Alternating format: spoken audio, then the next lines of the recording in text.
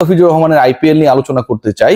16ই December নির্ধারিত হবে IPL এ মিনি অকশনে বাংলাদেশি পেসার হটকেক মুস্তাফিজুর রহমান দল পাচ্ছেন কিনা এবং কোন দলে তিনি যাচ্ছেন। সর্বোচ্চ ভিত্তিমূল্যের যে 45 জন ক্রিকেটার রয়েছেন সেই ভিত্তিমূল্যের 45 জন ক্রিকেটারের 43 জন বিদেশি, তার মধ্যে মুস্তাফিজ রয়েছেন এবং মুস্তাফিজের এবারে দল পাওয়ার সম্ভাবনা, তার প্রাইসটা গেলবারের থেকেও বেশি হয়ে যেতে পারে সেই সম্ভাবনা এবং ট্যাগলাইনে যেটা দেখছেন যে আইপিএল এবার নতুন দলে মুস্তাফিজ খেলতে যাচ্ছেন সেই আলোচনাটা করছি এবং যথেষ্ট যৌক্তিক এবং সঙ্গত কারণে এই আলোচনাটা এই মুহূর্তে করতে হচ্ছে। কারণ আপনারা সবাই জানেন যে আগামীকাল যে 1355 জন বিদেশি ক্রিকেটার রেজিস্ট্রেশন করেছে সেই লিস্টটা ছাটকাট হয়ে যাবে, কাটছাট হয়ে যাবে এবং সেখান থেকে আসলে সংখ্যাটা কমে আসবে ক্রিকেটারদের। বাট মুস্তাফিজুর রহমান যে আসলে শর্টলিস্টের মধ্যেও থাকবেন, আবুধাবির নিলামে তিনি উঠবেন, এটা নিয়ে কোনো ধরনের ডাউট নেই।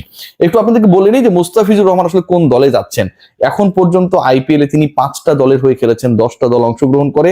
সানরাইজার্স হায়দ্রাবাদ হয়ে তিনি খেলেছিলেন প্রথম আইপিএল 2016 সালে, মুম্বাই ইন্ডিয়ান্সের হয়ে খেলেছিলেন তিনি পরবর্তী সময়ে, রাজস্থান রয়্যালসের হয়ে 2021 খেলেছিলেন, দিল্লি ক্যাপিটালসের হয়ে 2022 খেলেছেন, 23 খেলেছেন এবং সবচেয়ে মজার ব্যাপার যে সবশেষ আসর সেখানটা আমরা দেখেছিলাম দিল্লি ক্যাপিটালসের হয়ে মুস্তাফিজ পারফরমেন্স করেছেন এবং চেন্নাই সুপার কিংস এর হয়ে মহেন্দ্র সিং ধোনির দলের হয়ে তিনি খেলেছিলেন 2024 আসর। অর্থাৎ এই যে আমি দলগুলোর কথা বললাম, হায়দ্রাবাদ, মুম্বাই, রাজস্থান, দিল্লি, চেন্নাই, এর বাইরে একটা দল মুস্তাফিজের ব্যাপারে প্রবল আগ্রহী হয়ে ওঠার সম্ভাবনা রয়েছে এবং সেই ডিসকাশনটা নিয়ে আসলে এবারে আলোচনা হোয়াট অ্যাবাউট সাকিব আল হাসান, সেই আলোচনায় হয়তো আসার চেষ্টা করব শর্টকাটে আলোচনাটা যদি শেষ করতে পারি। দেখুন, মুস্তাফিজের গত আইপিএল এর পারফরমেন্স যদি আপনারা দেখেন তাহলে সেটা অনেককেই আসলে ঈর্ষান্বিত করেছিল, অনেককেই হতাশাগ্রস্ত করেছিল এবং আফসোসে ভাসিয়েছিল। 3টা ম্যাচ খেলার সুযোগ পেয়েছিলেন, শেষ মুহূর্তে তাকে ডাকা হয়েছিল রিপ্লেসমেন্ট ক্রিকেটার হিসেবে এবং সেই 3 ম্যাচে তিনি দিল্লির হয়ে 4টা উইকেট নিয়েছিলেন। সেই 4 উইকেট নিয়েছিলেন 3 ম্যাচে, উইকেট লেস ছিলেন যেই ম্যাচটায়, সেই ম্যাচটাও বেস্ট ইকোনমিক্যাল বোলার ছিলেন, সবচেয়ে কম রান দেয়া বোলার ছিলেন এবং সেই ম্যাচে তার দল 10 উইকেটে হেরেছিল, মানে মুস্তাফিজের কিছু করার ছিল না। মুম্বাইয়ের বিরুদ্ধে যে ম্যাচ খেলেছিলেন সেই ম্যাচেও শুরুতে মুস্তাফিজ বল করেছিলেন, রোহিত শর্মা উইকেট নিয়েছিলেন। পাঞ্জাবের সাথে যে ম্যাচটা খেলেছিলেন সেই ম্যাচে মুস্তাফিজ 3 উইকেট নিয়েছিলেন এবং সেই 3 উইকেট নেওয়া ম্যাচেও সবচেয়ে ইকোনমিক্যাল বোলার ছিলেন আমাদের ফিচ।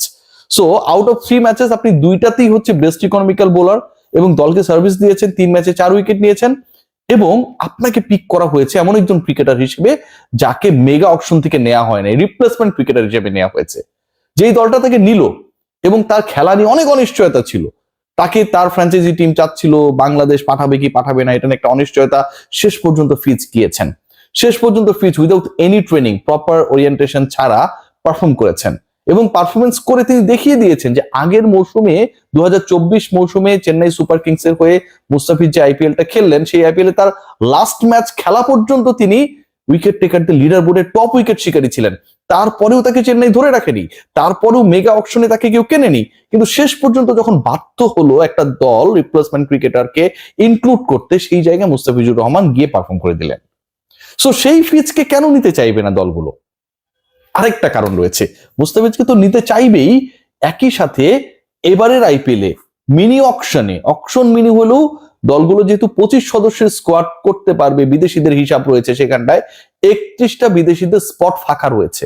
এখন এই যে 31টা বিদেশিদের স্পট ফাঁকা রয়েছে, 50% যদি আমি করি যে 31টার মধ্যে হয়তো বিদেশি 16 জন ব্যাটসম্যান বা ব্যাটারকে তারা ঢোকানোর চেষ্টা করবে, বাকি 15টা বা 16টা কিন্তু বোলিং ডিপার্টমেন্টের যারা আসলে জেনারেল হিসেবে কাজ করেন তাদের জন্য স্পট।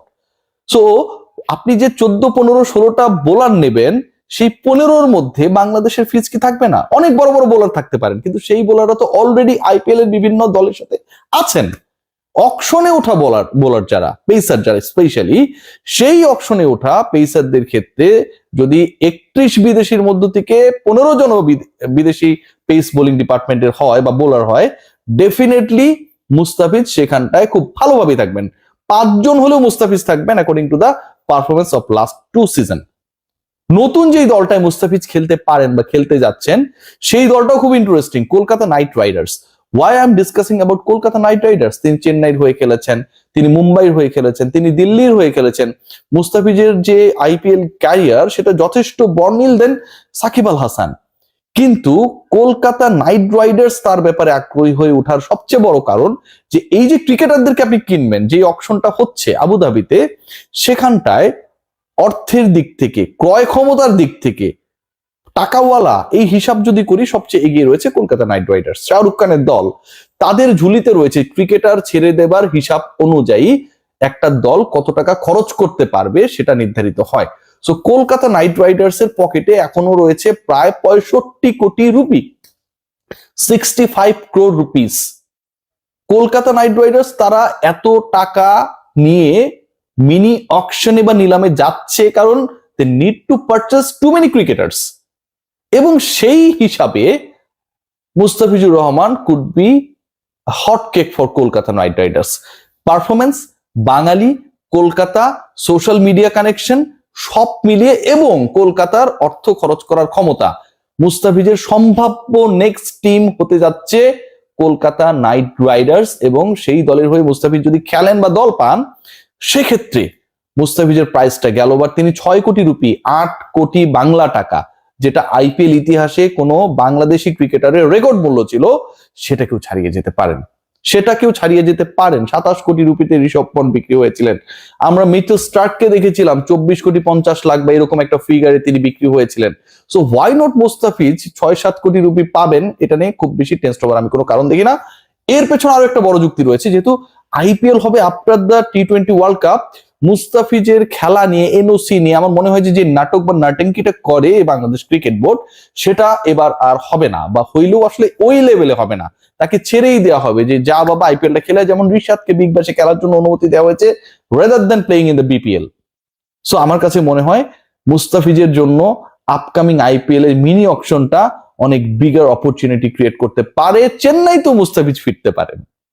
চেন্নাই সুপার কিংস যেই দলটাকে ধরে রাখেনি, যেই দলের হয়ে তিনি পারফরমেন্স করেছিলেন, অভিষেক ম্যাচে ম্যান অফ দ্য ম্যাচ হয়েছিলেন, প্রথম ম্যাচটায় তিনি রয়্যাল চ্যালেঞ্জার্স ব্যাঙ্গালুরুকে ঘুরিয়ে দিয়েছিলেন, দলকে জিতিয়েছিলেন, সেই চেন্নাই সুপার কিংস এর হয়ে ম্যাচ লাস্ট যেটা খেলেছিলেন সেই পর্যন্ত তিনি পুরো আইপিএল এর টপ ছিলেন উইকেট টেকারদের লিডার বোর্ডে, তাকে ধরে রাখা হয় নাই। এবং পরবর্তী সময়ে যখন তাকে রিপ্লেসমেন্ট ক্রিকেটার হিসেবে খেলানো হয়, তিনি অসাধারণ পারফরমেন্স করেছেন। চেন্নাই কেন তাকে দলে ফেরাতে পারে? কারণ কলকাতার পরেই সবচেয়ে ক্রয় ক্ষমতায় এগিয়ে থাকা দল হচ্ছে Chennai Super Kings. Almost 44 crore rupees they have. 44 কোটি রুপি নিয়ে মিনি অকশনে নামবে চেন্নাই সুপার কিংস। 44 কোটি rupee it's a big amount. মুস্তাফিজের ভিত্তি মূল্য 2 কোটি রুপি। আপনি যদি ভিত্তি মূল্য কেনার জন্য চেষ্টা করেন, সেক্ষেত্রেও আপনার আরো 42 কোটি রুপি থাকবে। কলকাতা যদি মুস্তাফিজকে ভিত্তি মূল্যও কেনার চেষ্টা করে, তারপরও তাদের রেস্ট অফ দ্য মানির যে অ্যামাউন্টটা থাকবে সেটা হচ্ছে 63 কোটি রুপি। সো আমি মনে করি there is a big possibility for Mustafiz to be purchased by either Kolkata Knight Riders, which will be his new team, or his previous team Chennai Super Kings. এই দুই দলের আরেকটা প্লাস পয়েন্টের জায়গা রয়েছে। দেখুন, হোম টিম হিসেবে যখন আপনি ইডেন গার্ডেন্সে ম্যাচ খেলবেন or আপনি চিপকে খেলবেন, তখন কিন্তু সেখানকার হোম অ্যাডভান্টেজ কাজে লাগানোর একটা ব্যাপার থাকে। কলকাতার উইকেট বা চিপকের উইকেটের মধ্যে একটা সিমিলারিটি পাবেন, স্লো অ্যান্ড লো, অনেকটা মিরপুরের মতো, এবং চিপকের উইকেটেই কিন্তু আলটিমেটলি মুস্তাফিজুর রহমান সাকসেসফুল ছিলেন, আমরা দেখেছি সেটা। So definitely you need someone at least আপনার 50% ম্যাচেস যেটা আপনি হোমে খেলবেন সেখানটায় প্রপার সার্ভিসটা দেবে। মুস্তাফিজ ছাড়া কলকাতা বা চেন্নাই তাদের পেস ইউনিটে এত বেটার অপশন আর কেউ আছে আমার তো মনে হয় না। Good luck for Mustafiz. Let's see what happens. But there is a big probability for Mustafiz to be purchased. Take care.